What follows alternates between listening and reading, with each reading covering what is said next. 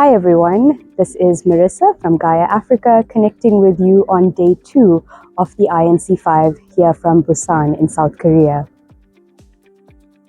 So today's session of the INC-5 started off on a very disappointing note, as observers, including NGOs, including frontline communities, as well as waste pickers and indigenous peoples, were restricted from entering the contact groups today. We had 2 contact groups today, which was Contact Group 2 on midstream measures for the treaty and Contact Group 4 on supporting provisions of the treaty, as well as on preamble, principles, objective, and the full scope of the treaty. Both of these contact groups were restricted in terms of us as civil society groups entering those contact groups because of how limited and inadequate space there was.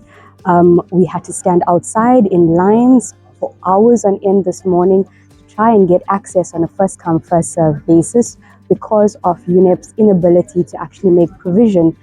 to sufficiently accommodate us in these groups. Out of over 4,000 member states, as well as civil society groups, NGO groups, and scientist coalition, these rooms catered for less than 120 people, if not spread across these 2 rooms, really bringing frustration and mounting frustration and anger among us, considering the fact that we were unable for at least the first half of the day to participate meaningfully in these groups, and considering the fact that a lot of the groups that are here, especially the waste picker groups, that had to travel, across the continents and across the globe,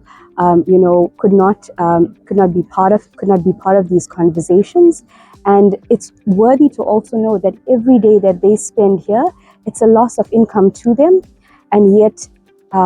This is the situation we face, and this is not the first time that we're facing this situation. This happened to us in Paris at INC-2, it happened to us at INC-4, where for some reason it seems like on the basis of political plays that there seems to be logistical issues seemingly cropping up that restricts observers time and time again. So just to elaborate on how the day further progressed, we did manage to somehow access at least the second half of the day, with some provisions being made to be part of larger spaces. So at least, our voices were heard to some degree. So we ended up spending the day, majority of the day in the both contact groups, very much so. However, it is difficult at this stage to basically understand whether we're making progress, because it seems like member states are continuing to simply keep submitting further text proposals and additions to the current chair's non-paper 3, as they have been doing with previous text versions, bloating up the text, making it difficult and unmanageable to actually,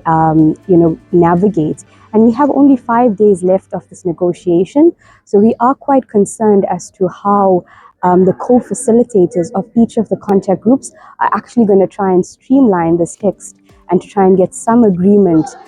in the best interests of this treaty right now. So it has been an ambivalent day, of some highs and some lows, but challenging nonetheless. For more daily updates, stay tuned to our Instagram and Facebook pages.